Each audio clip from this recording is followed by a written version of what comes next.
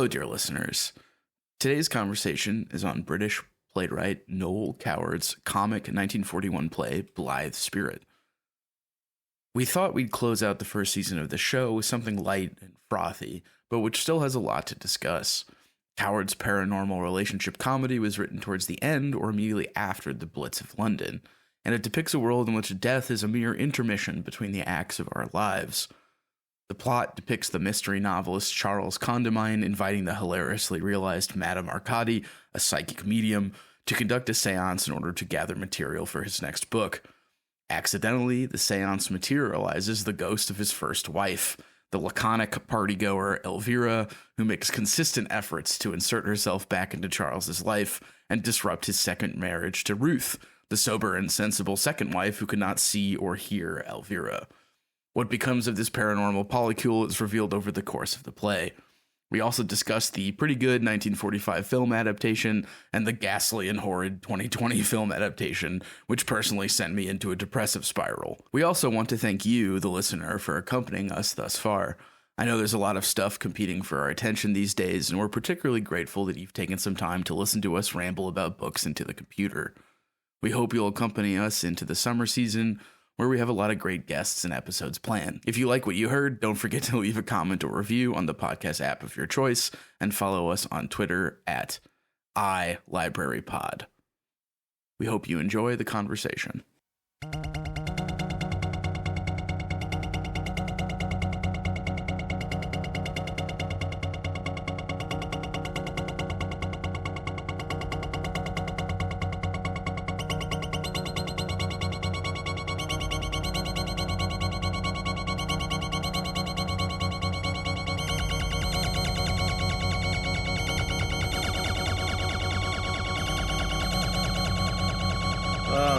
Wow. Maybe we're getting old. Maybe that's what this is a sign of.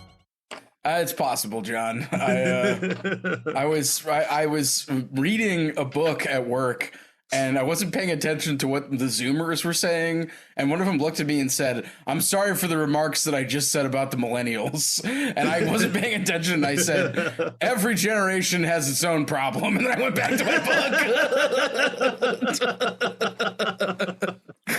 But that's like a thing Zoomers will do, is they'll say something and then they'll realize that there's the possibility they offended somebody and they'll like apologize. But then you're just like, I wasn't even paying attention. So, like, well, Ben, that's because you're disinvesting from secular affairs. You're invested in literature, which is timeless. Yeah. The life of the mind. Yeah. You're contemplating the forms. The divine forms. Welcome back to the Infinite Libraries, ladies and germs. That's right. That was a joke. Because today, we're talking comedy and death today on the Infinite Library.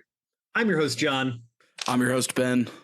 And today we are talking about a play by an author whose name sounds like a joke we'd make about how much he sucks. Noel Coward. But he's actually not a coward, John. He's a hero for satirizing the foibles of the upper middle class and their predilections for spiritualism.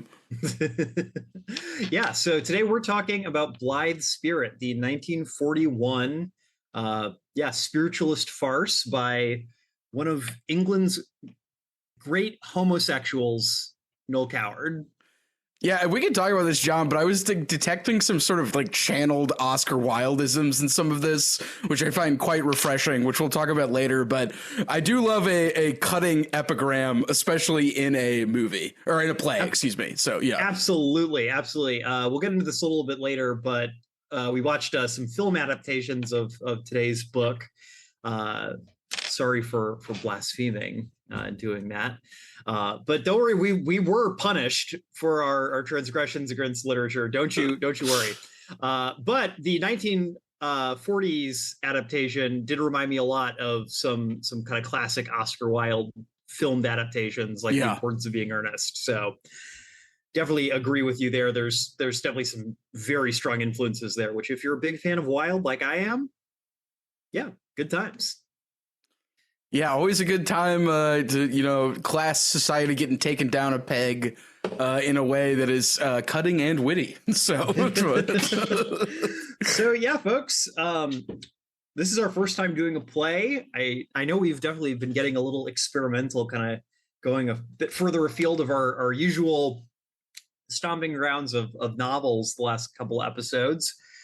So we hope you'll kind of be patient. I'm sure we're kind of going to be feeling out exactly how to talk about something like this versus, one of our usual episodes. But hopefully this is going to be a really fun conversation because this was a really fun thing to read. And, well, reader or listeners, excuse me, John and I have backgrounds in the theater as well. So while we're not, we're more local thespians than, nationwide, but we have some background we can draw on for this, which I thought would be, a nice change. We're treading the boards. All right, Ben. I actually thought it'd be kind of interesting to talk about kind of the genesis for this episode, because I know you have kind of a fun story about why you wanted to do Blithe Spirit as kind of our closing episode for our first season, as it were. Yeah, and it's the phrase that I stole from a TV show for dessert because it is a light, refreshing comedy. And John was like, we should do a play. And I was thinking about a scene from a TV show called Slings and Arrows, which is one of the few TV shows that I will ride or die for. I feel like everyone's telling you to watch a TV show these days, and it's usually not very good.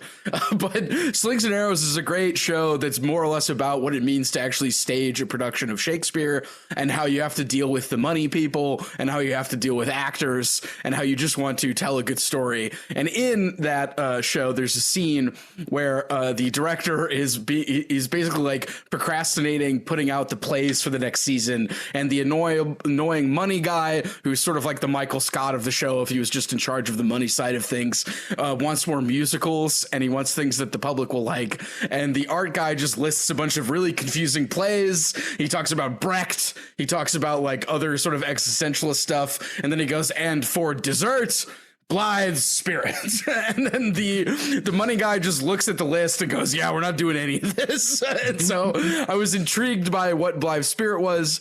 And I thought that the premise of the play, which is that a author more or less invites a seance into his house and brings back the ghost of his ex-wife. So then he has to deal with his current wife as well as his ex-wife.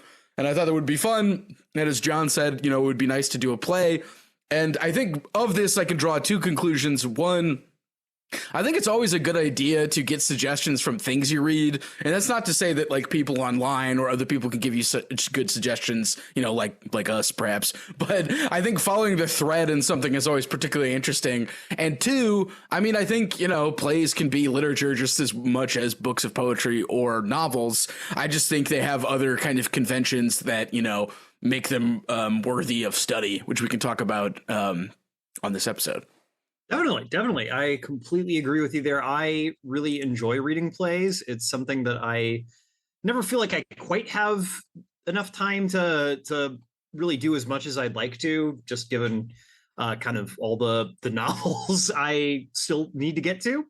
But there is something a lot of fun about sitting down with just like some Ibsen or Shakespeare and just enjoying that either kind of silently to oneself or I'm a big believer in reading out loud from time to time, and usually with poetry, but plays as well I think are really, really good for kind of reading out loud and really getting that feeling for the physical feeling of the language on your tongue, which is something that really we don't get a lot of opportunities to experience in contemporary literature. The modern novel is not written to be read aloud, audiobooks notwithstanding.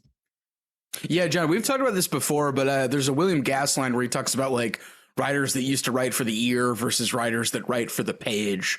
And I think his point is that, like, you take somebody like Henry James or like even Kafka, and like there was sort of an oral component to the stories, but then you take somebody like Pynchon, where the point is to just like write as much, huge winding sentences that are about putting as much as you can, and there's really no, consideration played for what it would sound like if somebody were to read it. Now, that doesn't mean people who do audiobooks like have a heart, they're still audiobooks of stuff, but his point is that like at some point people started writing more for like the typewriter, or like how many words you could fit on a page than what it would sound like to say them out loud. But with plays, it's almost always that. Yeah. No, I think that's really an interesting kind of thing to segue into, Ben, is the way that different mediums are kind of meant to function. I think when we get to kind of the film adaptations of this play a little bit down the line here, I think that's definitely gonna be something we're talking about. So before we kind of get into the meat of the play itself, I did want to talk just a little bit about Noel Coward and the context this play was written in, because I think it's really interesting, and I think that it really kind of fleshes out what I think makes this play something that we're talking about on this show versus a more, kind of traditional farce or kind of, just entertainment play that, we've both seen and maybe even been in, a couple times. And I think that there is some context to this play specifically that really elevates it kind of above that and makes it something that's really a little more worthy of discussion. And, I think is the reason it's withstood the test of time. Yeah. And, I don't know about you, Blithe Spirit, it's really interesting. This is like a work that I had heard the title of forever, and I had never even thought to like go read it. I when you suggested it, I didn't even realize it was a play at first. I assumed that it was like a book of poetry or something, just kind of based on the title, which makes sense considering the title is based on a line from a Shelley poem. That's Percy B. Shelley, not Mary Shelley. But yeah, I had really heard the title for a long time and never even thought to pick it up or figure out what it was. But anyway, Noel Coward is a name that I think is almost a little bit surprising that you don't hear a little bit more often, at least in kind of theatrical circles.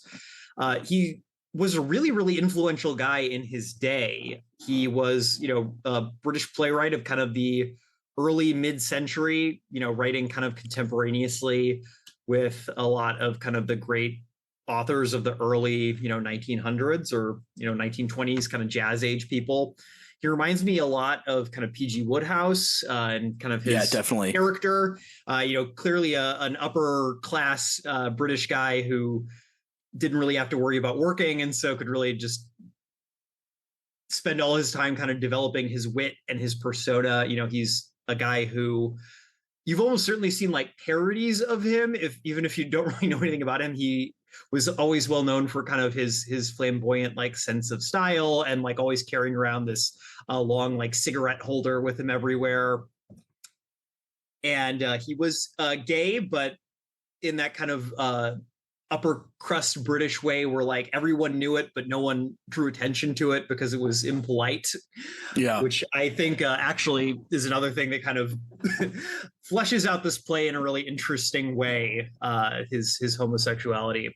But the real thing I want to talk about in terms of Blithe Spirit and kind of how it came about was the time it was written. And like I said, this play came out in 1941. So World War II is in full swing. Yeah. And, it's for those who are unaware, I don't know how you could be considering modern day British people never shut the fuck up about it. But the UK during World War II was probably one of the least fun places to live in the history of humankind. I'm currently reading Gravity's Rainbow, which does a really great job of highlighting this. Oh, yeah. Yeah. And kind of in a little bit of a synchronicity here, the genesis of Blithe Spirit came when Noel Coward, his office was hit by a German rocket during the Blitz. Probably a V2, right?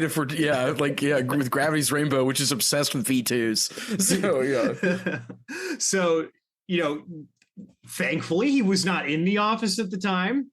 he survived this, but it really kind of hammered home to him, I think, his own mortality. You know, the Blitz is a really interesting time from the standpoint that at least compared to, again, like what Americans were dealing with during World War II, which, you know, there was rationing and there was hardship on the home front, so to speak, but we never had to deal with like civilian, like major population centers being bombed, like terror bombed for the express purpose of like killing as many people as possible. Yeah, and getting sent into shelters and blackout curtains and just the kind of whole like vibe, basically. Yeah. There's a, I believe the great Matt Christman is quoted as saying that the American, or I'm paraphrasing him, the American experience of World War II is Kelly's Heroes, which is a 1970 kind of hippie World War II comedy where a bunch of goofy soldiers make a deal with a Nazi commander to steal a bunch of gold. I don't think Blithe Spirit is the quintessential British work of World War II literature, but I think for a certain type of upper class urbanite Englishman like Coward, I think that this play kind of comes out of this being forced to like reckon with your mortality in a way that maybe you were not previously. Right. And considering that the plot hinges on basically bringing your ex-wife back to life, who you still love. That's also like, you know, pretty important. And there's a quote from Coward that I particularly like. I shall be ever grateful, he noted later, for the almost psychic gift that enabled me to write Blithe Spirit in 5 days during one of the darkest years of the war. It was not meticulously constructed in advance, and only 1 day elapsed between its original conception and the moment I sat down to write it. It fell into my mind and out onto the manuscript. 6 weeks later, it was produced, and it ran for 4.5 years. So, yeah, he just kind of channeled this kind of like escape almost, we could say, from the conditions and into a sort of like more comic engagement with the afterlife rather than like, yeah, the sort of brute reality of what he experienced and people were experiencing in Britain at the time. Yeah, no, I think that the kind of rejection of death is like a bleak thing, or maybe that's not quite the right way to put it, but I think that this is a play that takes a very odd, like kind of off-kilter look at death and dying.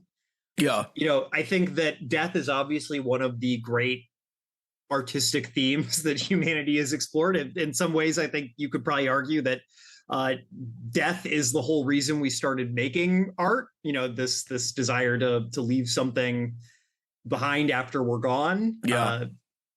You know, kind of beyond kind of the brute biological, you know, questions of reproduction and you know, descendancy. I think, you know, art is about producing not just something that's kind of part of a chain of, you know, past and future generations, but something that is definitively yours, you know, this proof of your unique existence.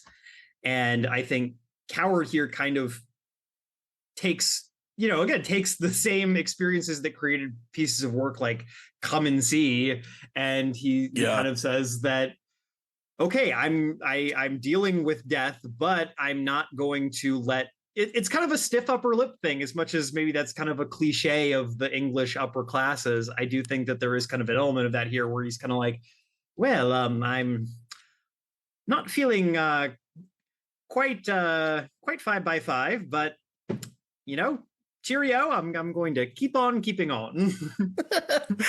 Yeah, and especially too when we talk about it, when his ex-wife comes back, he's just like hanging out with her, like she's like, I really want to see a movie, so they like drive into town, like there's something kind of like, we'll just keep acting like this is all normal, even though it's like his you know, the ghost of her interacting with like his current wife, although his current wife can't see her, and interacting with him. Yeah, you know, I think that something I really like about this play is it has a very kind of quotidian afterlife. I really like depictions of the afterlife in literature and media, I guess more broadly. Maybe it's kind of my my own fear of death. Maybe I find them comforting in a certain way. Maybe it's kind of a residue of like my Catholic upbringing, but I just really, really enjoy kind of seeing the different ways that people kind of conceptualize the afterlife. And the afterlife in this play, we never quite like go there, but we kind of Elvira drops little hints of what it's like, and it seems like a little bit kind of like the Beetlejuice afterlife in terms of there's like a lot of bureaucracy, but no one seems to be like having a bad time. Like Elvira talks about how she like plays cards with Genghis Khan and like has a lovely time. So it seems like this kind of place where it's like everything's kind of leveled out. Like you're not like, it's kind of like, what if the fields of asphodel from Greek mythology were like a chill place to be instead of kind of depressing? Yeah, I especially like to so when the seance, the medium Madame Arcady, who's a great character, like gets called back to make Elvira go away. They're like doing some kind of thing, some sort of like magic thing, and Elvira's like, Merlin used to do this at all the card tables, and it was at all the parties, and it was very boring. like so just like, yeah, like you're just hanging out with Merlin, and he's doing like a magic trick, and you're just like this again, like, you know. So it's just everyone in all of human history just kind of hanging out. And I don't know, I think that that's actually kind of a nice idea of what the afterlife might be like. Yeah, and then too, like, and this question kind of gets resolved in the plot, but the whole reason Elvira gets called back is initially because Elvira and the main character Charles, who wants to have the seance in order to get material for a mystery novel he's working on, subconsciously wanted her back. So there's like the idea that love kind of can transcend this. And even so much so that you don't leave your sort of like afterlife hangout party, or no, you do leave it. Rather, you're like, yeah, I'll leave that to go back because Charles, my ex-husband, is still in love with me. Like, there's still kind of like that. Like, it sounds sentimental saying it, but the play takes it, I think, seriously enough that it's enough to bring these characters like back together. Well, I think that the reason why it doesn't come across as corny, and this is something Coward is again on record as talking about, is that these are not like likable people on some level. It's like their love can be very sweet, and like the moments when you can tell why they like each other really sing in the play. Like these are like, again, Oscar Wildean kind of protagonists. These are like fairly idle, like upper middle class English people who are, even when they're kind of at their best, they're still like constantly philandering and drinking too much and acting like assholes, and like cutting each other down. I remember, so I was in a class, and the class was taught by a guy who believed in literary Darwinianism. There's the idea that like only the best ideas for stories survive and kill the other ones. This theory is not widely accepted. Anyway, we were reading The Picture of Dorian Gray, and at one point we were supposed to write a response to Lord Henry Wotton, which, if you'll remember, is the guy that is always saying the worst cutting things to people. Or he's like, I do like interesting people. They are so very boring. And so like we're supposed to write like a response to Lord Henry Wotton, and I said out loud to everyone, "What's the point? He will just say it's the opposite of whatever we just said." And there's like a couple of lines of that in this play. So this is a particular line that reminds me of Oscar Wilde and Lord Henry Wotton for the way it sort of like presents a contradiction in sort of a cutting epigram. And basically, Charles is being kind of an asshole, and Ruth, his current wife, who's not dead, says to him, that's the kind of observation that shocks people. And Charles says, it's discouraging to think how many people are shocked by honesty and how few by deceit. And then Ruth says, write that down, you might forget it. So yeah, these characters are just kind of like saying these kind of cutting remarks to each other because there's like nothing else to do. So Coward really goes out of his way, I think, to just reject being sentimental about death. Yeah. And I think that that's why he's able to kind of say something poignant about it. He, rather than kind of leaning into kind of typical tropes about death, whether that's, kind of Christianized, like, oh, well, they're in a better place, or leaning into kind of like maybe a little bit more like Pynchon does, kind of like, oh, isn't the industrial slaughter horrifying? He kind of takes this different tack where it's like, it's almost like I guess you would say like humanist, where it's like, yeah, like people for all their foibles, like death is this universal. It's this thing that awaits us all, and you have to kind of find something in that quotidian reality. Yeah. And you know, one character we haven't talked about, Madame Arcadi, the sort of medium who gets called in to do it, is a really interesting character because for her, it seems like it's basically her life's work to do this, to like channel spirits and to bring people from the afterlife. And everyone is convinced that she's a fraud, but the play is not, because what she does actually happens. And so there's a nice sort of like justification for her character. And when we get to the movie adaptations, they treat that in a number of ways. But I like that Madame Arcadi is taken very seriously by the play as like an important character, even if she is ridiculous at times. And that's sort of like some of the humor.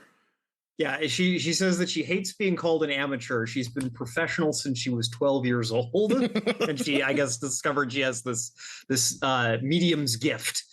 Yeah, also one of the best scenes too is when Ruth is like, "Please, I need your help to help get rid of Elvira," and then she confesses that they invited her over to learn some tricks of the trade.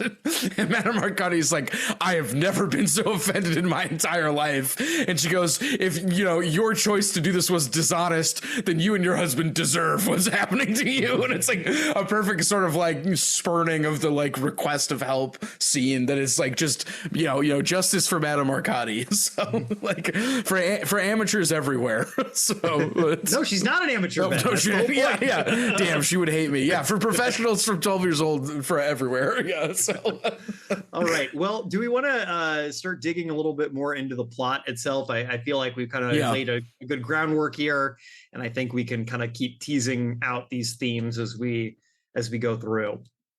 So, like Ben said, we kind of start with the preparations for a dinner party being thrown at the country house of Charles Condamine and his wife Ruth.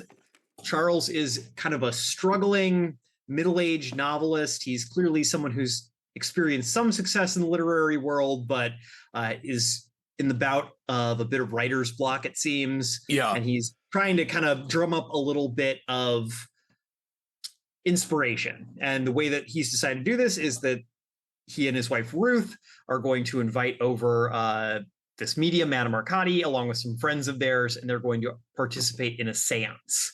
Now, the play is never quite, never like outright says what year it is. I definitely think it's not happening contemporaneously with like when the play comes out. Like there's no references to the war or anything. It's not going for that. But I do think it's really interesting that, the heyday of spiritualism is well past at this point. Seances, at this point are when Coward's writing it, and I think when the play is kind of implied to take place, which I think is kind of somewhere in like the 1920s to 1930s. Yeah. Really the heyday of spiritualism had passed a good while before that. The real kind of golden years of spiritualism was kind of 1860s to like maybe the 1900s, if you really want to be generous. But at this point, the seance is very much kind of a parlor trick, and I think that's kind of where we're kind of invited to mock Madame Arcadi at the opening here with the rest of the cast. We're kind of, she's clearly supposed to be kind of this local eccentric who no one really like gets what her deal is. Like they know she's like kind of this batty spiritualist, but no one really takes her seriously. And clearly they're proven wrong. I particularly like the detail in the script that says she can be like a range of ages. Like she can be kind of younger or she can be an old lady. And both productions took the old lady route, but I liked that. To me, that suggests like Coward had in mind the kind of archetype of the eccentric person, and it could be any age. She just, in the adaptations we saw, she just happens to skew older. Yeah. No, I think that I'm guessing it's kind of gotten a little bit locked in now by the film adaptations, where I'm guessing if you see a contemporary adaptation, they're probably going to go with an older Madame Arcadi. And I think that, again, the play kind of starts in that direction, just, again, kind of based on the idea that she's someone who's kind of an anachronism at this point. You know, she's doing kind of, you know, especially like once we get a little later in the play, and she's clearly done all this kind of magical reading in addition to her sort of mediumship. You know, she knows all about like Merlinic rights and things like that. Yeah. Well, here's the specific line. It's and he doesn't do a lot of character description. The script doesn't have it, but Madame Arcati enters. She's a striking woman dressed not too extravagantly, but with a decided bias towards the barbaric. She might be any age between 45 and 65. So not younger, but like 45 to 65, and then a bias towards the barbaric is perfect. So just ambiguous enough. That could mean so many different things.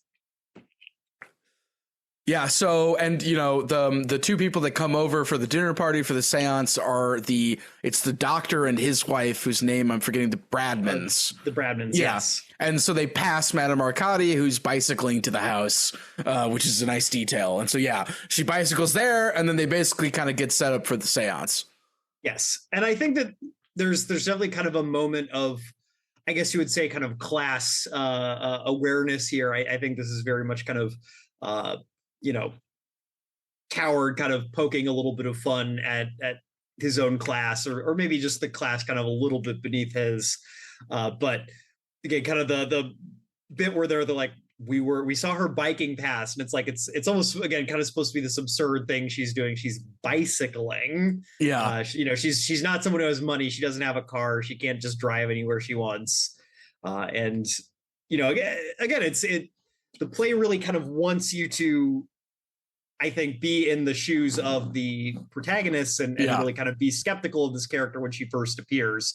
And the seance does not quite give you a reason to think otherwise at first. So the seance does not quite go as planned.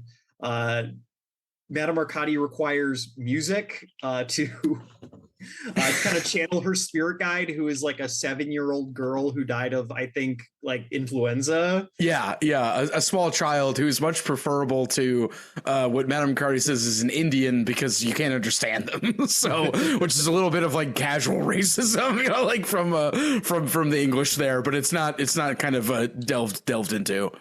I think it's kind of interesting from the standpoint that, again, like her spirit guide is not like an Indian Swami or like an ancient like Siberian shaman. It's like a 7-year-old girl who likes Ingard, who's partial to Irving Berlin records. Yeah. Also, and I think too, this kind of places the play, like you were saying, John, in that Madame Arcati puts on Always, which I think we're led to imply is a jazz waltz, which is sort of like Elvira and Charles's song, Elvira being his ex-wife and Ruth being his current wife. Yes, and that is kind of when all hell breaks loose. I mean, I'm exaggerating a little bit. There's nothing flying through the air necessarily, but basically, Madame Arcati passes out. Yeah.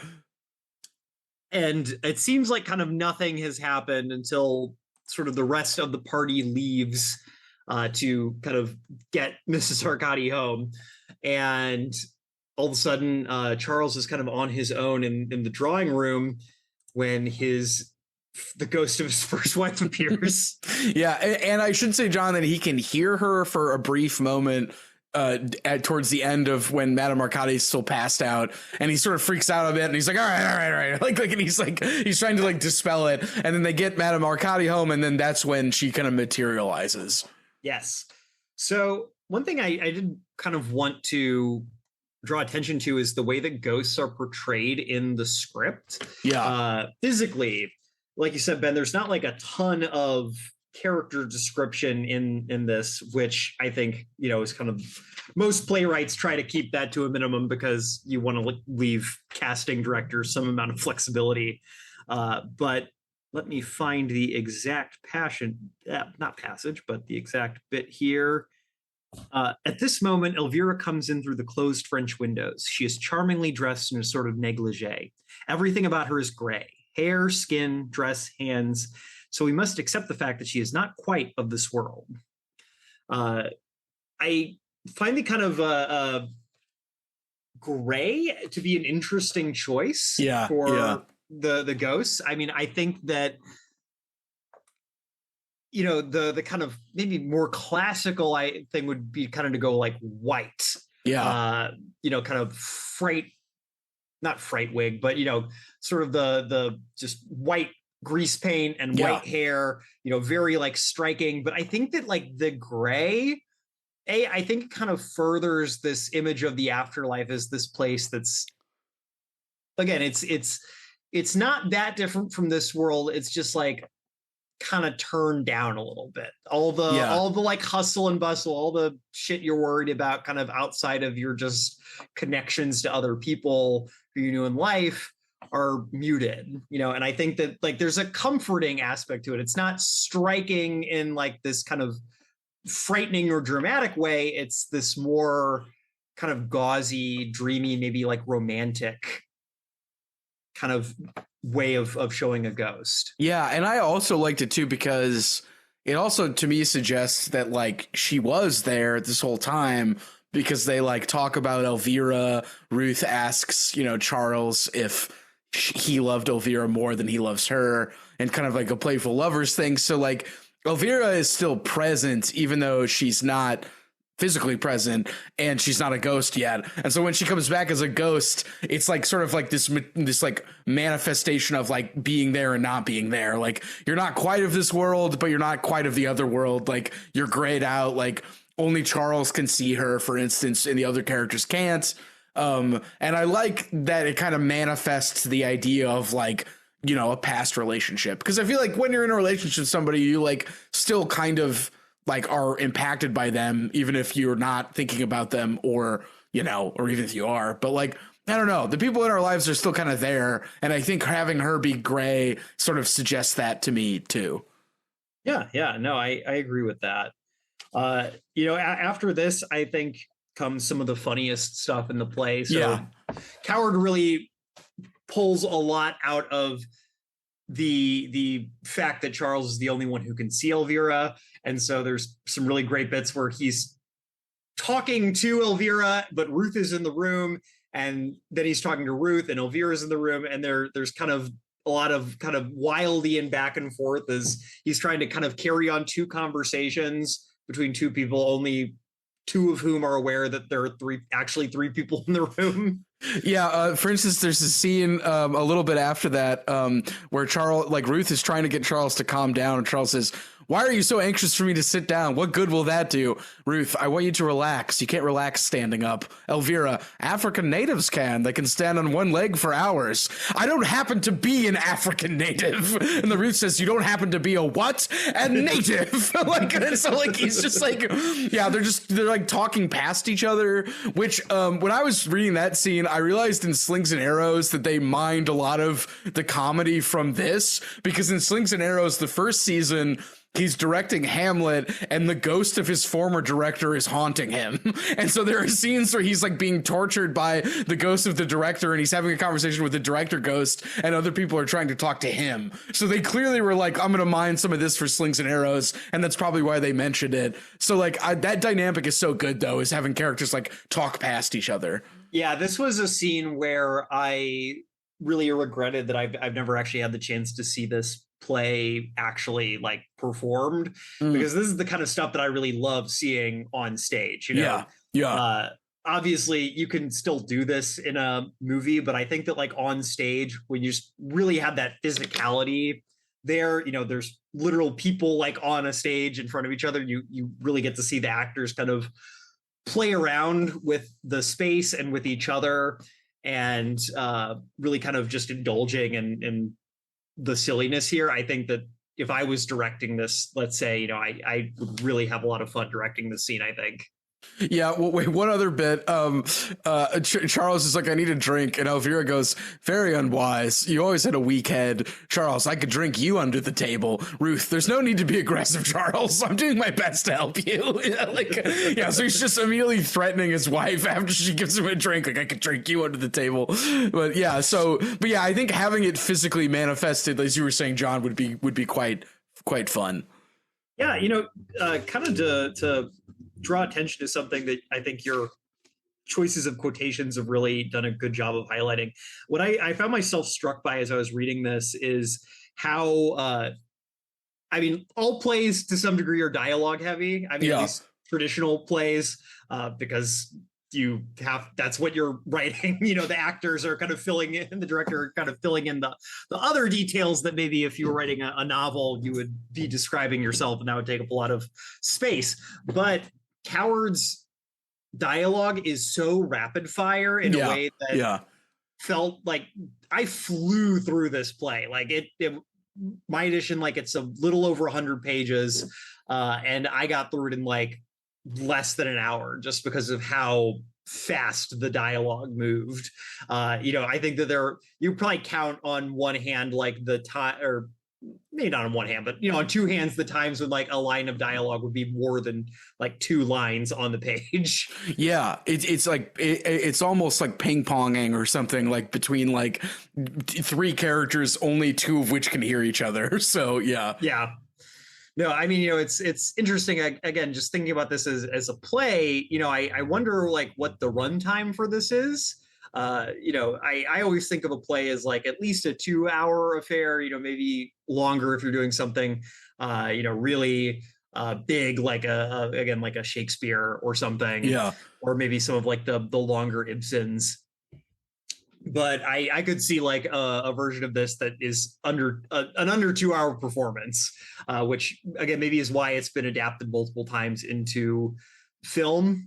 Because there is just kind of this very quick pace that I think is more suited to film than a lot of plays are. Which you don't have to cut a lot to get this to kind of a filmic runtime. Yeah.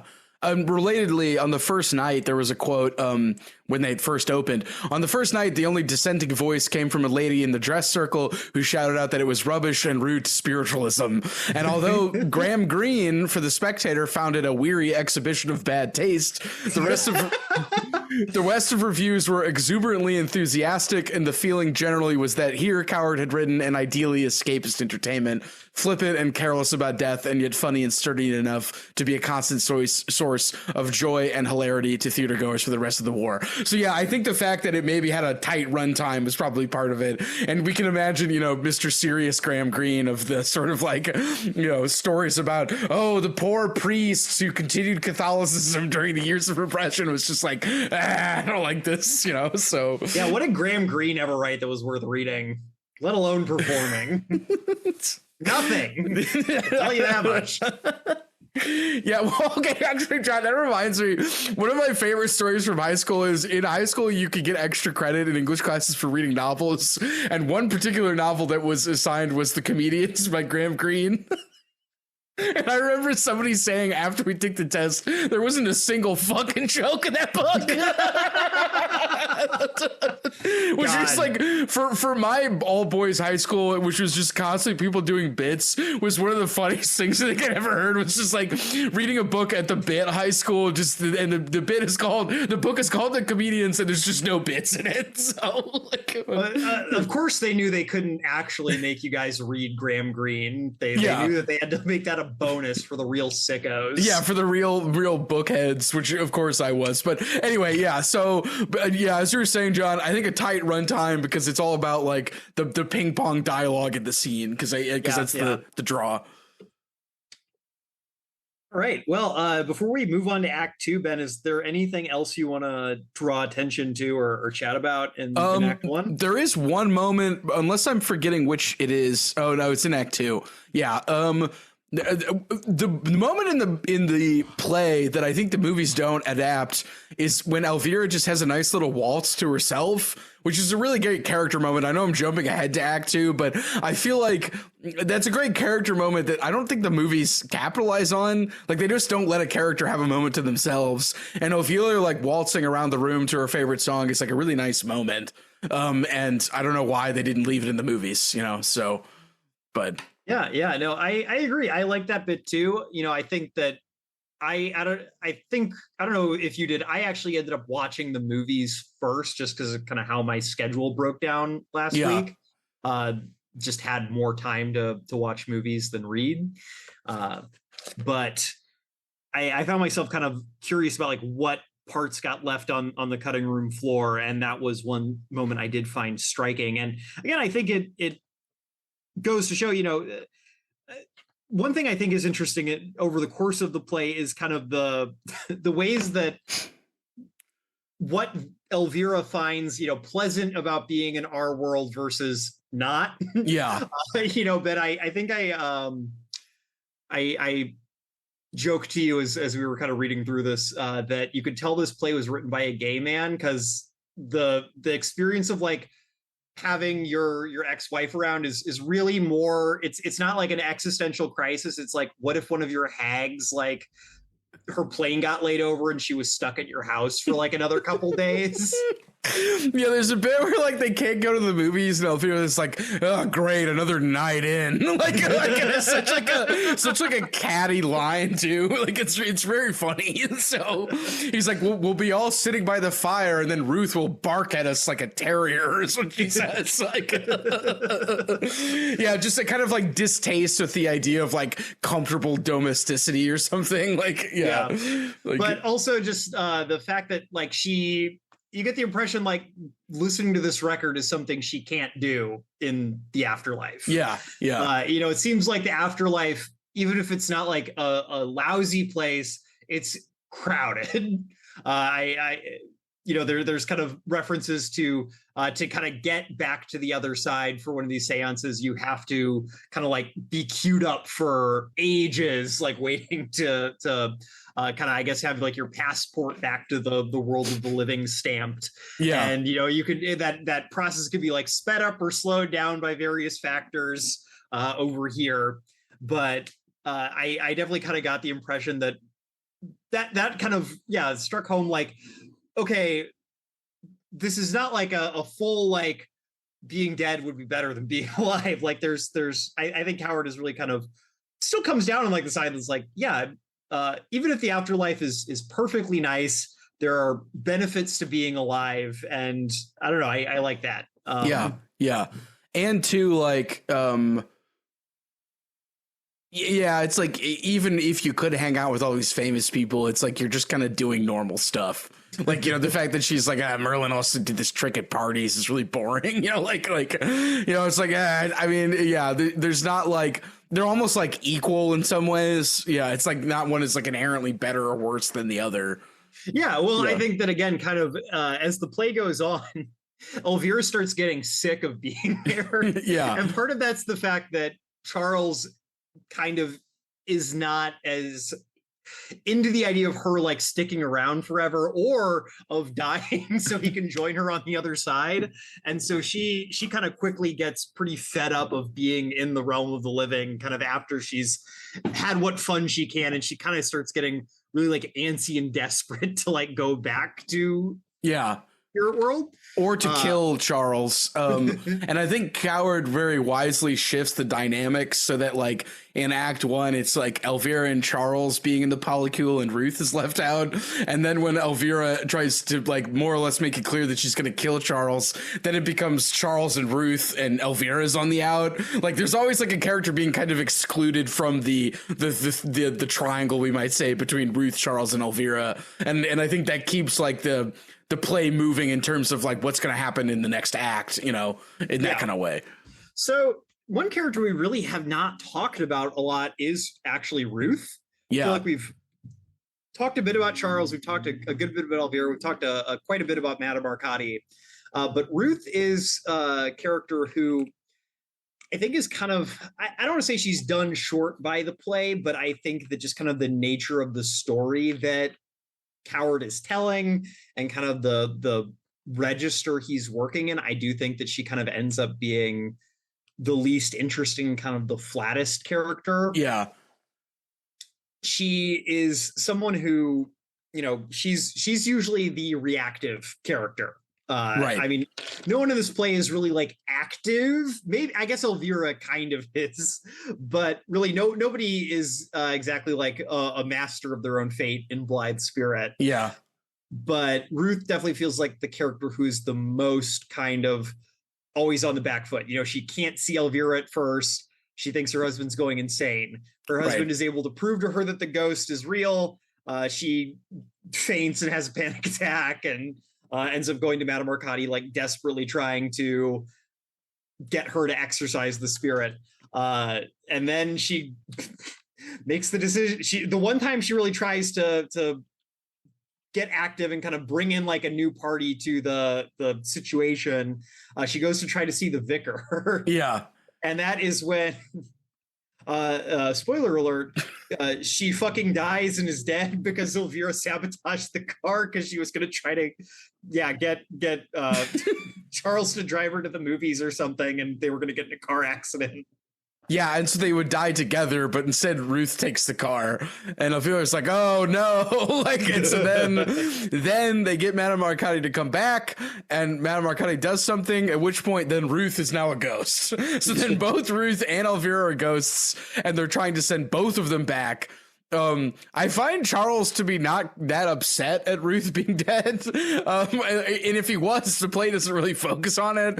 And there's a scene in the movie where he's like trying to sit down to read a book, like, finally alone. Like, and then like he can't even do that. So like, yeah, I think Ruth does kind of get a bum deal, but I do like there are moments when she's clearly trying to like participate in the sort of game that Charles is running in the beginning. Like there's a bit where like everybody learns who Daphne is, the child controller. And then when Madame Arcati starts saying like, "Daphne, are you there?" You know, and then one of the Bradford, the doctor goes, "Who's Daphne?" And then Ruth like corrects him and goes, "She's the child medium." Like, so she's like been like paying attention and she's like trying to like go with what's going on.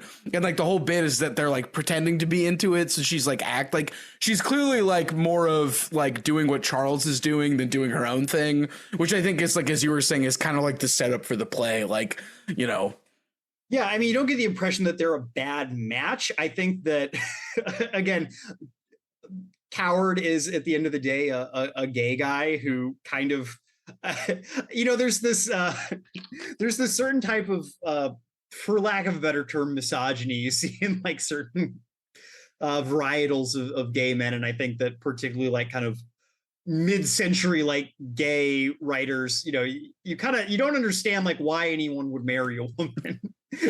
So yeah, and if anything, like the picture of sort of heterosexuality gets displayed here is kind of boring. Elvira kind of comes back and it's sort of like this like jazz age ghost who's like disruptive and a partier, and Ruth and Charles are just kind of like comfortable middle class. They don't really do much.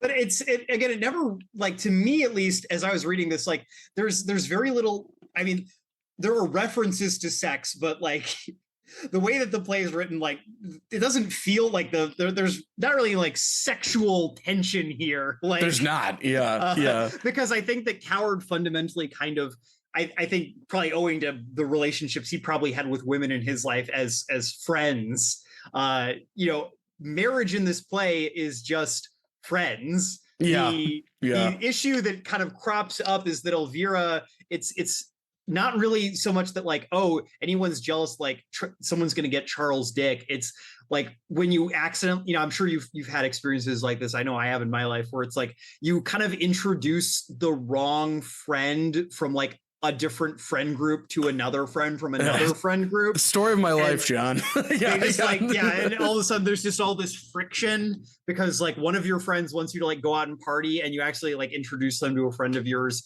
who is like a friend that you like stay in and like watch movies with. Yeah. And all of a sudden it's like your friend who like wants to party is like, well, why do you want to like sit at your apartment and watch movies? Like, why don't you want to go out right now?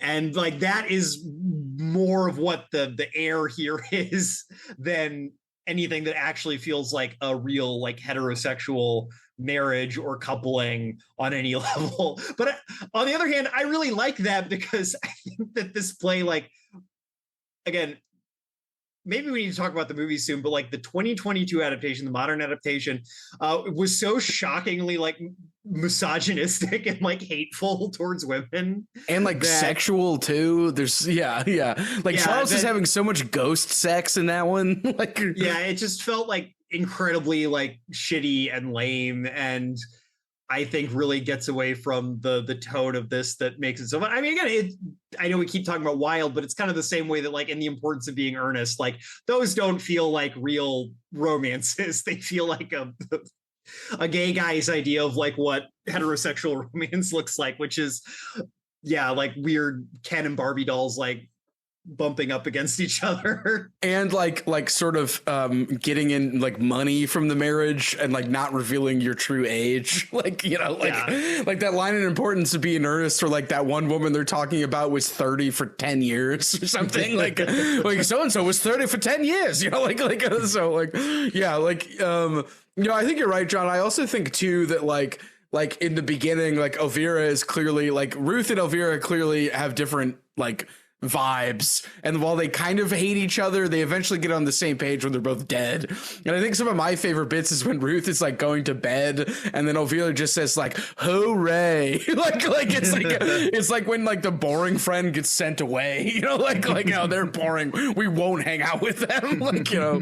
But yeah, I think you're right, that's a good depiction. It's sort of like the energy of having friends that don't vibe or that hate each other after you introduce them. So yeah, kind of on the topic of sex, it is interesting though, like I said, there's at no point in the play do you get the impression that like, Charles really wants to like have ghost sex. Yeah, but there's a couple references to sex, and they're all in the context of wanton adultery, which I found again just very interesting, kind of from a kind of perspective of looking at Coward's like class dynamics, and you know I like too that Elvira's like, yeah, I totally cheated on you multiple times, and like Charles like doesn't really care, although he also says that he was seeing somebody on the side. like yeah, they're just kind of like it's very flippant about like the adultery, and nobody gets really upset about it. Like I don't know if it's a good thing necessarily, but again, from kind of the perspective of what you could do in a play like this, where that could be a big reveal and like lead to all this drama, I kind of like it being treated just as this kind of sin of the idle rich. It's just like, like, of course I was sleeping with Captain Bracegirdle. Did he make love to you? Yes. Yeah, that's also most adequately. Yeah, there's a pretty great bit there too, because Elvira says, I was an eager young bride, Charles. I wanted glamour and music and romance. All I got was potted palms, 7 hours every day on a damp golf course, and a 3-piece orchestra playing Merry England. And Charles is like, it's a pity you didn't tell me so at the time. I did, but you wouldn't listen. That's why I went out on the moors that day with Captain Bracegirdle. I was desperate. Yeah, like it's supposed to be like all very jolly. Yeah, Bracegirdle. Yeah.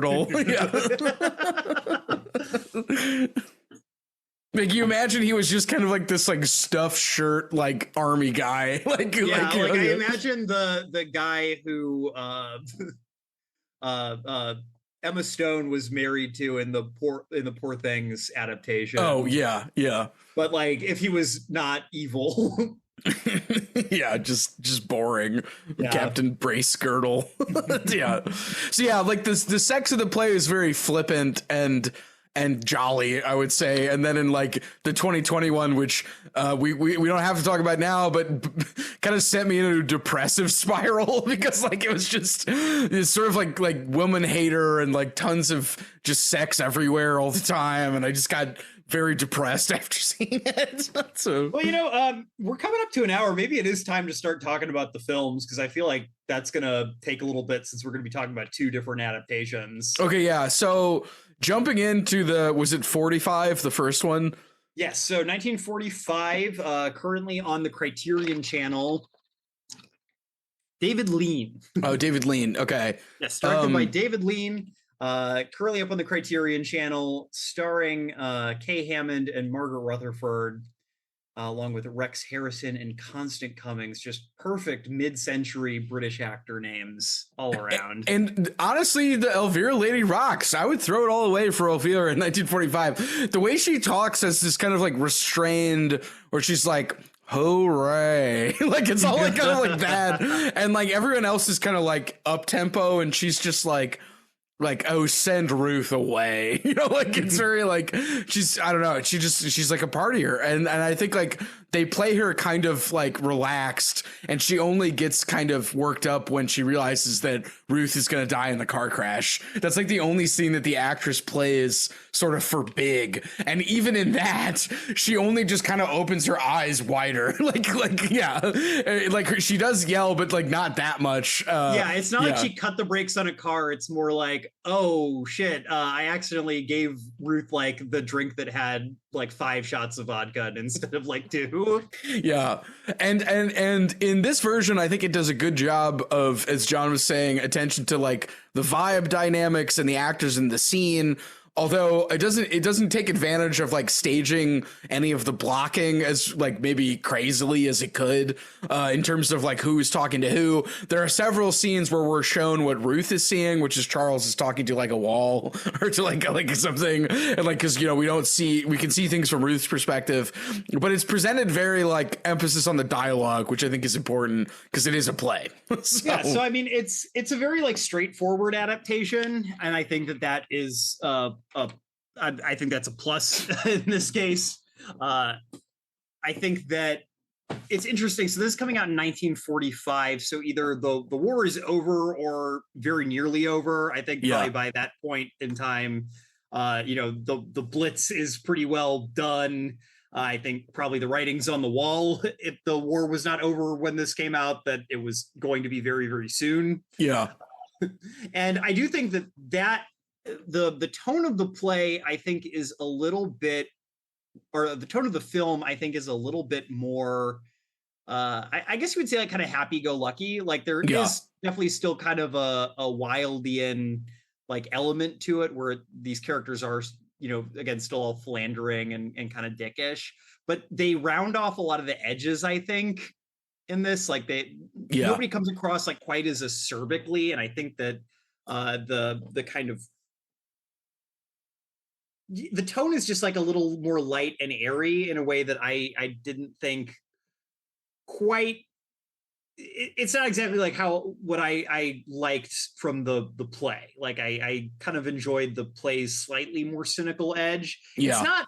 It's not like a lot, but it's just enough of a difference that I noticed it. Yes, I agree. I also agree that the movie only kind of takes advantage of the medium a few times. Like, for instance, there's the bit where like Ruth is trying to figure out what the cause of him seeing the ghost is. And he asks like several things that sort of like a concerned wife figure would ask, like maybe you have a tumor, maybe it was something you ate, maybe it was the fact that you drink so much. And like in the movie, these are presented as taking place over a series of days, which I think is much funnier than her rattling through all of them in one scene. Because like it'll show them eating dinner and she'll just go, alcohol will ruin your life. Like, and he's just like, like, come on. And then there'd be another scene and she would be like, did you eat the fish last night? Maybe it was that. Like, and just the fact that she's like chiming in over the course of days to me made that whole bit a lot funnier. And because in the play they have to do it in one scene, she kind of like runs down all of the possible causes of him seeing this ghost in like, a scene. And I felt like that was like a moment in the movie, the 45 one, of them kind of taking advantage of like what a movie could do for the material.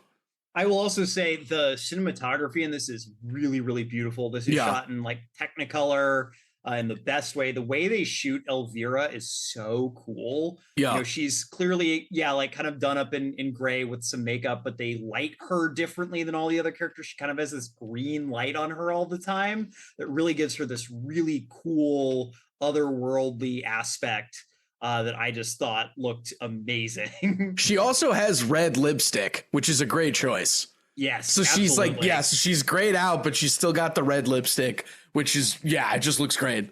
Kind of gives her that little like vampy kind of flair that really, just kind of makes her pop out of the scene even more. Yeah.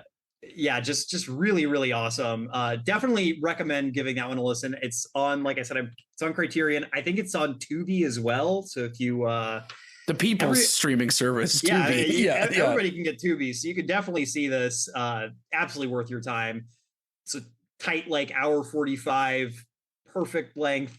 Really, really liked it. Should we talk about the differences in ending? Because I think that's important before we talk about the 2021. So actually, yes, we didn't talk about the ending. Yeah, we should. So in the original play, Ruth comes back, obviously, and then they get Madame Arcadi back to get rid of both Elvira and Ruth. And there's a great sort of like time ellipsis joke where it cuts to the last scene and there's like all of these signs of all of these various rites that they've tried to do to get them to go away, and they're eating, like, there's a bunch of sandwiches and beer because they've been there all night trying to figure out what's happening. And then Madame Arcadi realizes, and correct me if I'm wrong, John, but that the servants wanted this to happen, and that and the servants need to be like addressed. So they find out that there's been, through kind of in the background of the whole play, there's a serving maid named Edith. Yeah. She's very high strung. They tell her in the first scene, like, you don't need to act like you're in the Navy, like, calm down. Because she's running around like doing everything. Yeah. And it's clear that this girl is just, very high strung, very like, you get the impression like she's gotten yelled at a bunch in like other jobs. She doesn't quite understand that she's working for people who just are not quite that that pressed about anything. Yeah. So I this is one thing that I do think is actually a little bit of a weakness, is that this kind of feels like it comes out of nowhere a little bit. Yeah. And I don't feel like I got a super strong idea of like why exactly this was happening. So Edith is basically, she's kind of a natural psychic or a natural medium, and so she was the one who was kind of subconsciously calling Elvira back to the world of the living, and does the same thing with Ruth after her passing. So my thought is that maybe it's just that she has kind of this natural gift. And so because Charles has kept so many like signs of Elvira around the house, like the records and pictures and things like that. Again, she didn't do it necessarily for any particular intentional reason, but just kind of subconsciously did it because she's constantly seeing like signs of this person around. And she's clearly like constantly thinking of ways she can like please people and do her job better and like faster. And so she was like, well, what can I do for Elvira? Elvira's dead. I've never met her. Again, I don't like this part of the ending. I think that it very much, at least to me, feels like he just needed a way to get this to an end. And it was kind of like a third act reveal sort of deal. Like, yeah. So I don't really know what to make of this part of the ending, because it does feel just a little bit mechanical. It's, I guess, kind of a Deus Ex Machina in the classical sense, where it's just revealed that it was this, and it gets fixed, and then it's gone. I was thinking something from like a class standpoint where like the servants sort of wanted the chaos to happen, like in a way, but that's not really explored very well. It's just weird that like the lower class person is like a born psychic. Like there's something sort of strange. I don't know. Yeah, I think part of it, is in spiritualist kind of theory, for lack of a better term, like young women are kind of considered to be particular like magnets for spiritual activity. Like there's this idea that like a girl like going through like her like menarche basically like will attract like poltergeists. Like there are a lot of like there's a lot of spiritual literature like on that topic in particular. And so I think it's kind of drawing on that idea. It's like, oh, you just have this like very like you have a teenage girl, you know how they are. But I just don't quite think it lands. But again, maybe I'm just not familiar enough. Maybe the audience of this would have found, at the time would have found this a slightly more satisfying kind of explanation and denouement. But for me, it definitely felt like the weakest part of the play. But also I feel like Coward kind of writes himself into a little bit of a corner, because I kind of like the way that it's like all the magic spells don't work. It kind of is this thing where it's like, not only was every human religion wrong about what the afterlife is like, Also, none of like the ways that they have like tried to deal with the dead in the past actually have any efficacy. The as Madame Arcadi says, there are more things in heaven and on earth, quoting Hamlet. Horatio from yeah. There are more than are dreamt of than in your philosophy. Yeah, which is a great line. Yeah. So I think that he does just kind of need to find a way to end it. And it's as far as like a mechanical like way to just end the play, like the play ends at a place where it feels perfectly appropriate for it to end.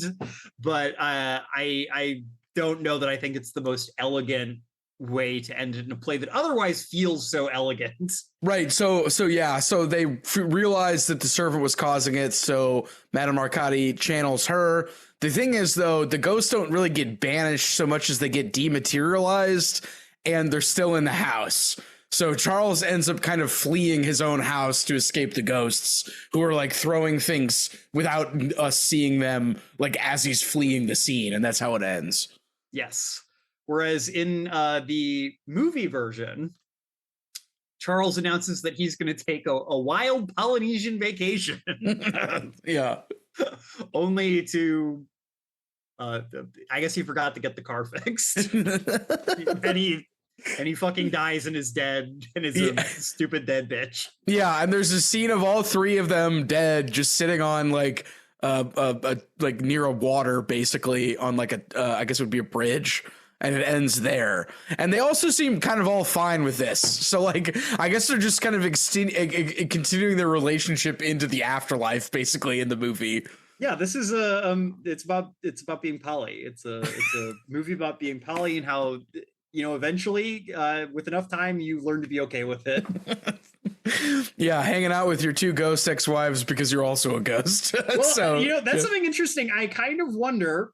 So there's a couple bits in the play and in the film where they kind of are like, well, I guess Elvira and Charles aren't married anymore because she's dead. But I also like Ruth at first is like referring to her as, she's like, I can't really call you Mrs. Condamine. Can I just call you Elvira, even though we've never formally met before? Yeah. And so like I kind of want to like, what are they all married? Is Charles a bigamist now, or because technically marriage is till death do us part. So yeah, so then she becomes Elvira, I guess, and not. But they're all still bound together on some level. But I actually kind of like the movie ending a little bit more. You know, again, even though I was saying earlier that I think the movie kind of sands off some of the edges of the characters, this feels like kind of a more blackly comic ending. Yeah. And it feels like, again, a way that they're kind of taking advantage of the medium in a way that maybe would be a little difficult to do on stage because of kind of how they portrayed the ghost this whole time. You know, Charles doesn't die on screen. Like, we don't have to like see him like crash the car and like die. Like, we didn't see that with Ruth either. Yeah. So it'd be really hard on stage to like have him like even just go off stage and then come back like in the full like ghost gray getup. Yeah, that would be impossible because you'd like play the sound cue and then you would have to like just become a ghost within the sound cue of like say the car crashing, and then you'd have to immediately come in as Ghost Charles. Now maybe there's a theatrical crew that could do that, but I appreciate Coward not writing that into the script and making that something that anyone ever putting on this play would have to figure out. It also, like, the movie ending, too, also fits the themes of kind of, like, transcending death as well. Yeah. So I really do like that element of the ending. I think that if I were to pick the way that I think it ends, like, yeah, I think Charles maybe does get out of the house, but I don't think he gets a lot further.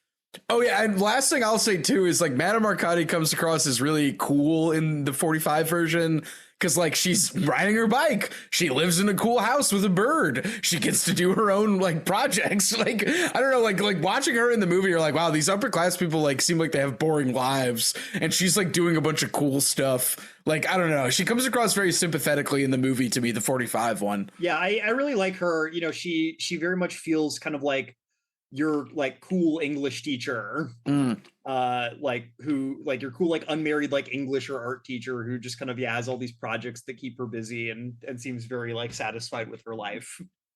Yeah. So yeah, I think 45 one, definitely watch it. Much better than the ghastly 2021, which sent me into, as I've said, like a day-long depressive spiral. Yeah, so Blithe Spirit 2021/22, depending on what country you're in, I guess. Ben, I know we talked about this a little bit. This is one of maybe the worst movies I have ever seen. Directed by the dog Edward Hall. The dog. Yeah, a charlatan who will never see heaven. We were talking about this a little bit. Something I think will kind of I kind of want to throw out here as kind of a tone setting. So I think there's something really interesting in kind of the British culture industry where they are a dying, not even a dying society. They are a dead society. They're a zombie society. The British have, their economy is fake. They only exist because Big Daddy America keeps letting them. They are the only country in the world that actually believes in austerity so hard they're defunding like their cops and military. So they can't even like do the coercive parts of like state function well. And they have not produced anything of value culturally since I guess the like British invasion, maybe the 80s if we're being really generous. But literarily, they have not produced anything of value since like the end of World War II. You could make an argument that Harry Potter at least was popular. Let's be real, that's just looking backwards in aesthetically, like it's reactionary. It's nothing new. The virus of Harry Potter. It's just some awful lady writing a British boarding school novel, but it's about wizards instead of pedophiles. But I think there's something really interesting where the British culture industry, if you're kind of looking, at least from what I see here in the States, the only thing they seem to produce anymore is kind of these bigger and gaudier adaptations of things from like the last time they were relevant. So I'm thinking of like those really ugly, gaudy Kenneth Branagh, Hercule Poirot movies that have been coming out for the last couple of years for reasons I can't explain or understand. Yeah, several of them, and they even give his like mustache a backstory from what I've heard. Yeah, like try and do Hercule Poirot like he's a Marvel character or something, but also with some really like incredibly weird costume choices, and everything is CGI. A lot of Gal Gadot too. Yeah, like this movie felt like kind of a lower rent version of that. Also, every single joke is punched up. They only kept like maybe 4 or 5 of the original jokes, and then they thought they should punch up every single one and give all of the characters backstory motivations. And man, it's just I mean, yeah. So we were talking a little bit earlier about like the doing what you can with your medium. Yeah, this movie does that, but it does it to such a degree that it's like it is no longer recognizable as the thing that it started. Like this is barely an adaptation at this point because it's adding so much material. Yeah, because it like thinks it's treating Blithe Spirit, I guess, kind of like these Branagh movies treat Hercule Poirot, where it's like, oh, this is like a legendary piece of literature that needs like, you need to like understand who all these people are and like why they do what they do. And so like they change everything. So like they do make all the characters significantly worse. You get the impression like that all these characters hate each other. Charles is made out to be like a complete hack who's never done anything good. Yeah, a hack fraud who's only successful because Elvira wrote all of the novels for him. Yes. So, yeah. Like the seance does, like the initial seance happens for the same reason, but it happens after they go to see like Madame Arcadi, who in this version is not like the village eccentric. She's like a Houdini level, like con artist kind of. Yeah. Well, yeah, I mean, I guess not Houdini level, but like she like performs in theaters to like huge crowds. Yeah. And then she kind of like ends up getting outed as like a fraud. But Charles is like, oh, I can take advantage of her while she's down. This is also just like a dog shit performance by Dame Judi Dench. Like, Jesus Christ. Yeah, But Judy, I was like, oh, at least Judi Dench is in this. And I'm like, Judy's not really trying either. yeah, Judy had some bills to pay, I guess, because, ooh, man, I don't know how you got signed on to this.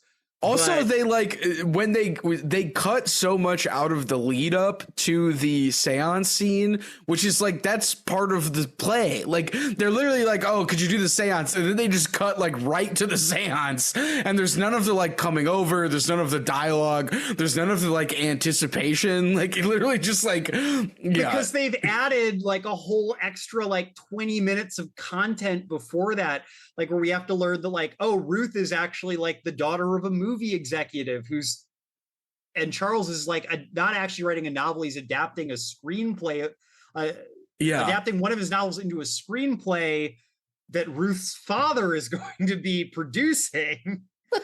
Which is why it's all a big problem. Fuck, this is so convoluted, man. And then the ghosts are also shot not in beautiful like Technicolor or with any like they're shot like American Horror Story style, where they're just there and like you only know that they're not there because other characters don't act like they're there.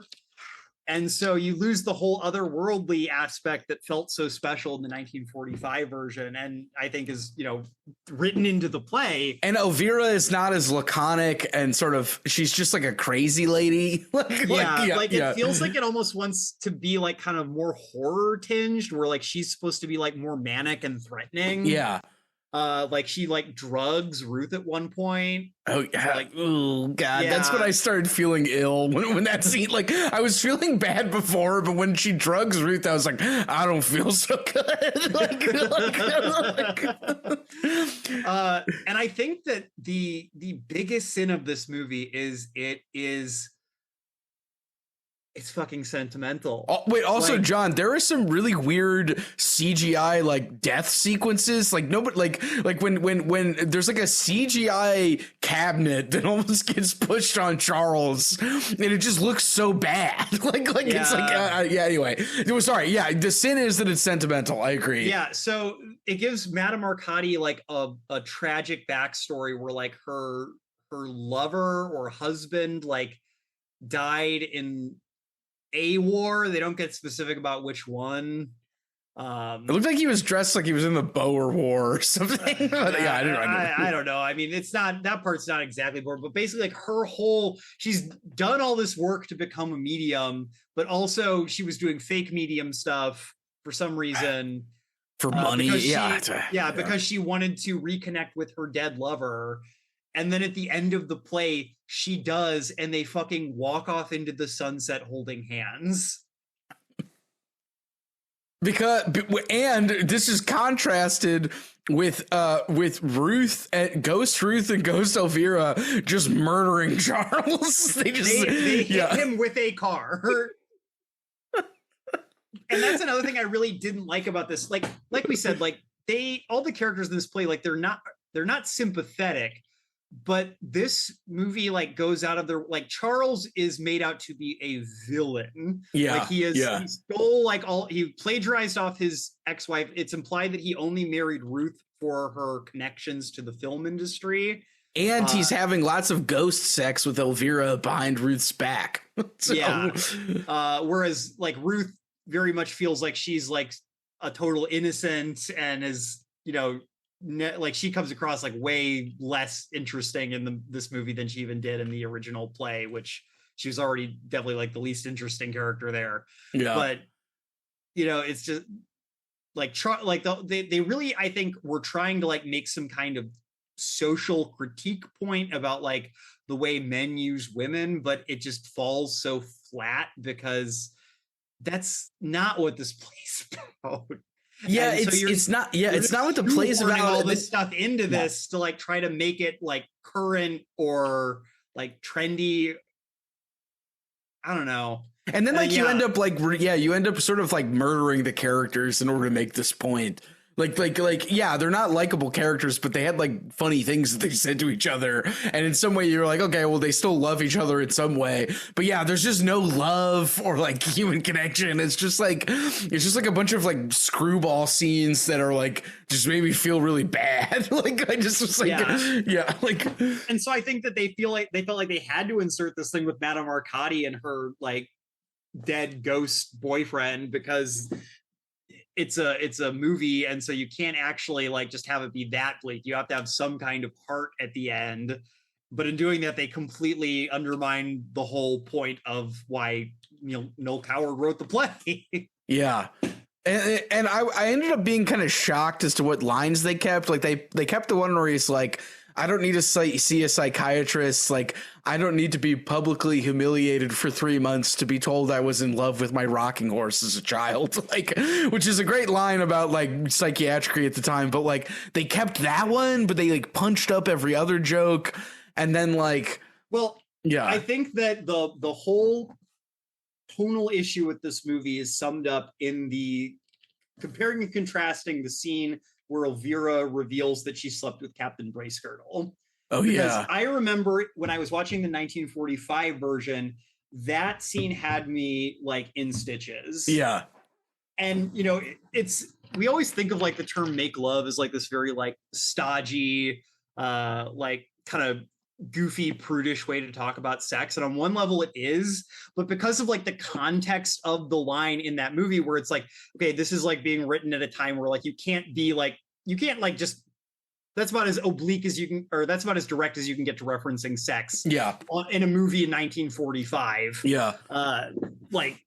And because of that, it carries like so much weight, not dramatic weight, but like comedic weight, that this is like how they're talking about it. She also says it too right before she's getting banished back to the afterlife. So it's like this sort of like dramatic, like I need to say something dramatic, and this like her character wants to do it to like make a scene at the end. Like, so there's like kind of, I don't know, there's like justification for it too. Yeah. Whereas like in the 1940 or the 2020 version, there has been so much like sex shit already happening that it doesn't like the word doesn't carry any weight. It feels almost weirder that they don't just say like fuck.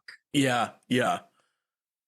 And then Charles is like pissed off, like he's like really mad, and in the play, he's the villain in this instead of just one of 3 like vaguely shitty people. Also, the scenes where they're talking past each other, he's even like worse. Like in the play, it's like he's, it's like exasperated. He ends up like yelling at people, but it's funny. He's just like an asshole, like in some of the like ghost scenes in front of like for some reason, like, Ruth's dad is there in the 2021. So like, to me, it's even worse. like, where he's just like being like mean to her because he thinks he's talking to Elvira. Yeah. So I think that like, this movie really does just kind of, I think, really show the perils of adaptation. Yeah.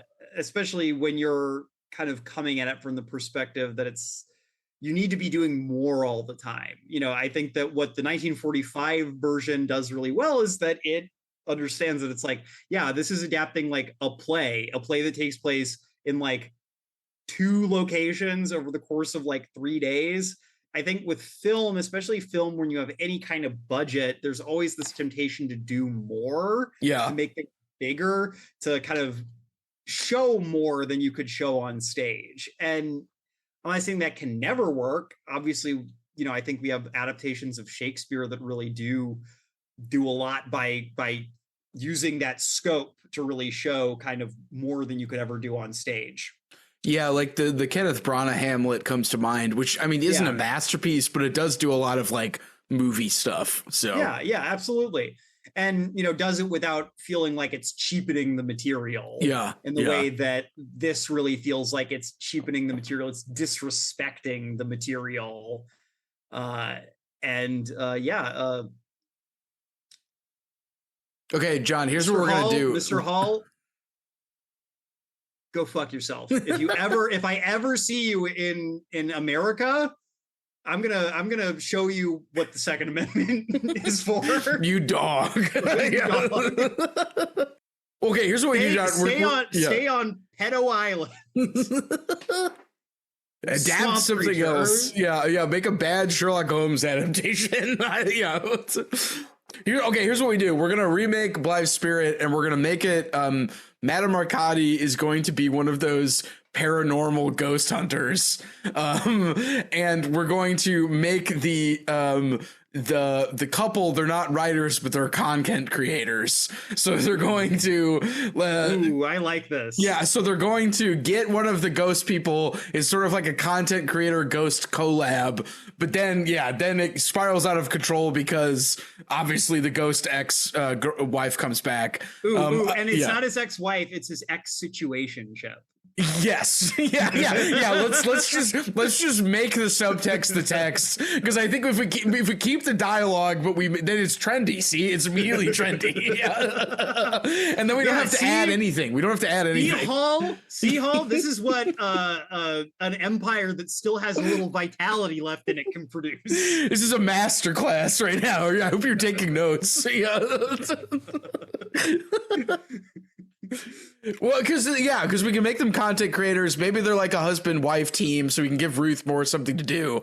Then the X situation comes back, and I think this might be controversial, but it would really be funny to make the Madame Arcadi character a Mr. Arcadi. But as long as is he doing the like exaggerated masculinity ghost hunter stuff, where he's like ghosts, I know you're there, like he's like yelling at them, like, and it might be a little too controversial to do the gender swap, but I think it would be a funny like character to have.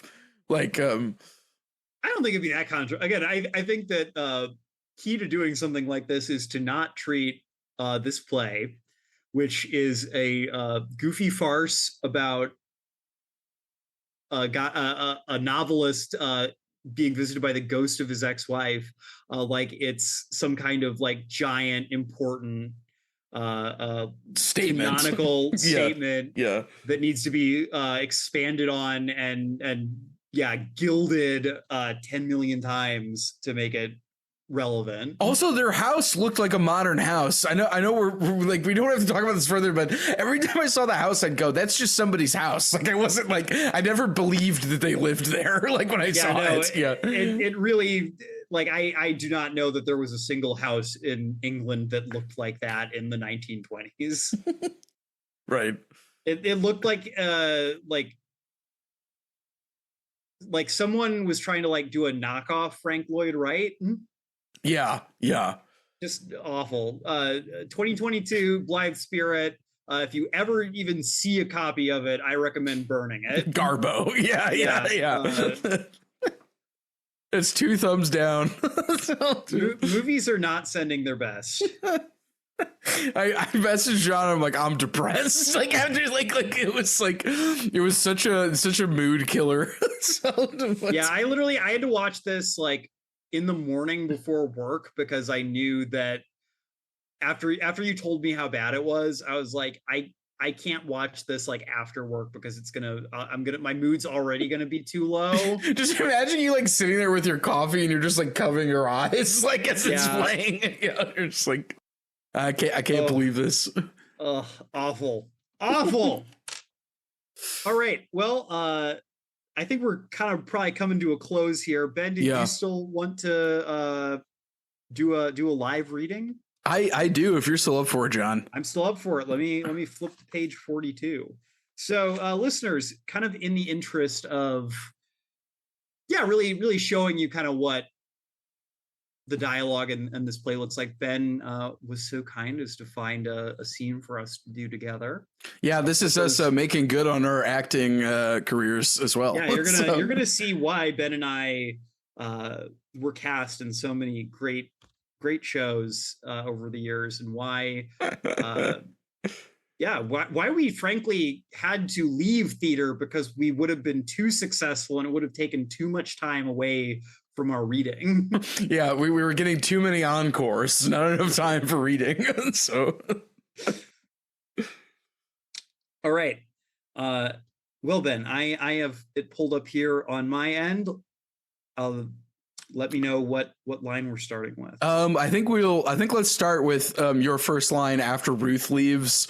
Well, no, I'll start with my lines because Ruth leaves and then I have lines. So I'll start. Okay. For context, this is right after the first time Charles sees Elvira, and Ruth and him have kind of a communication breakdown, and then Ruth leaves, and it's finally Charles and Elvira. This is Act 1, Scene 2. Yeah. Okay. Ruth. That was one of the most enjoyable half hours I have ever spent. Oh, Elvira, how could you? Poor Ruth. This is obviously a hallucination, isn't it? I'm afraid I don't know what the technical term for it. What am I to do? What Ruth suggested. Relax. Where have you come from? Do you know? It's very peculiar. But I've sort of forgotten. Are you to be here indefinitely? I don't know that either. Oh my God. Why? Would you hate it so much if I did?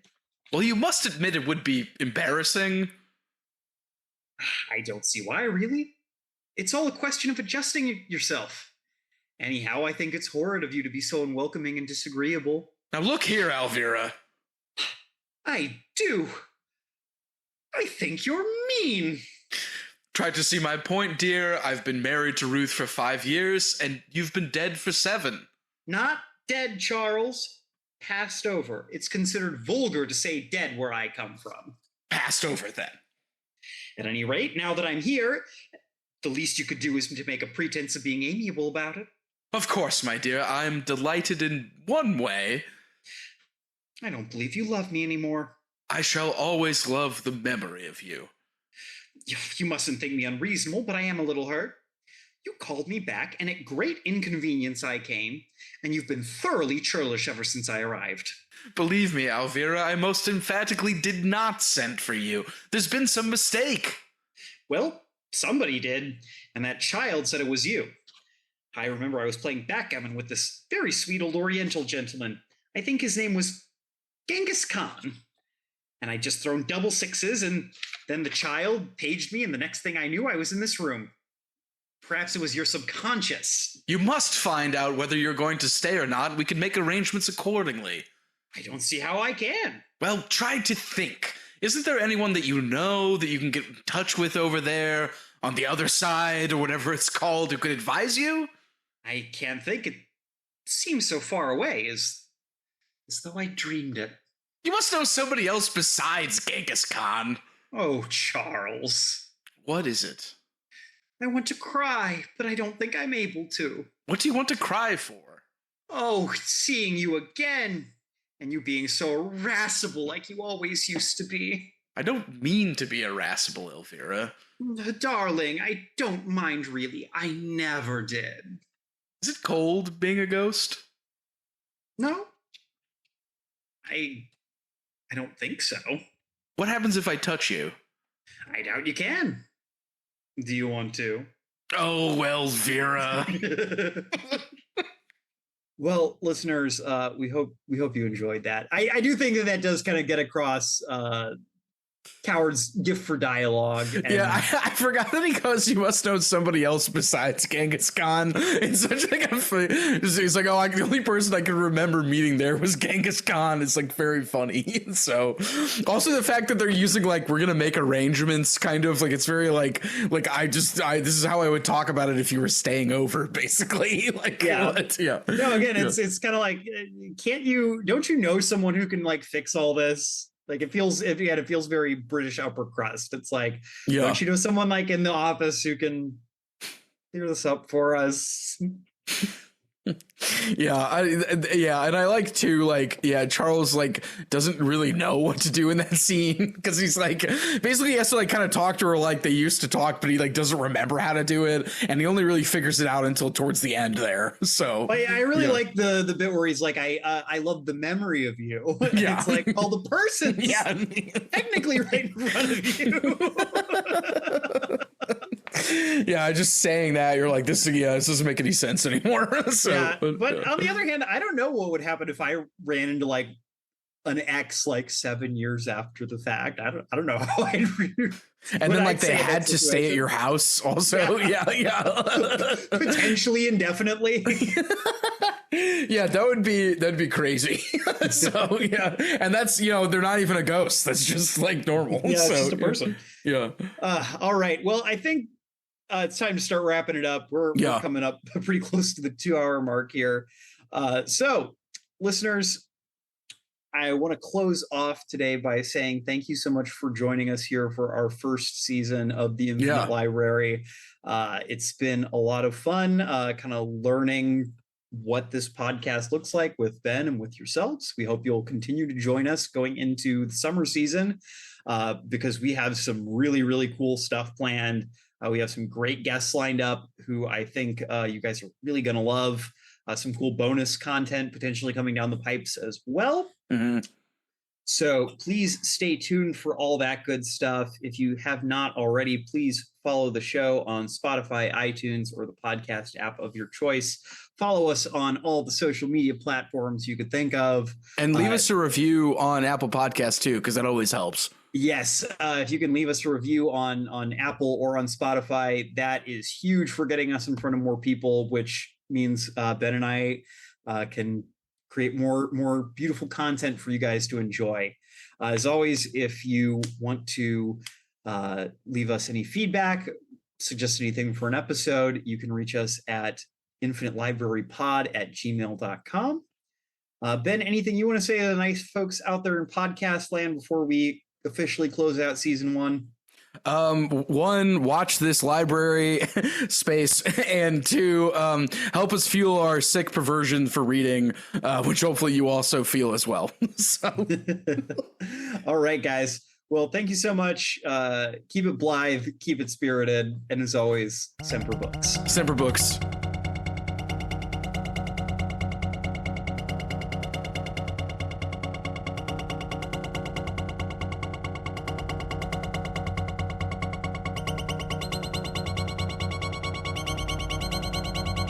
Thank you for listening to The Infinite Library. If you liked our show, we hope you'll subscribe and leave us a review on Spotify, Apple Podcasts, or the podcast app of your choice. It helps us a lot.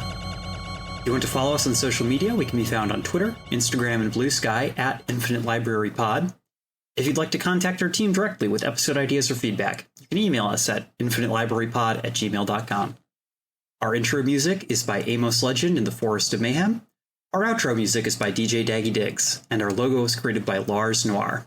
You can support our show by supporting them. We hope you'll join us back in the stacks for the next episode soon. Semper Books, bookheads.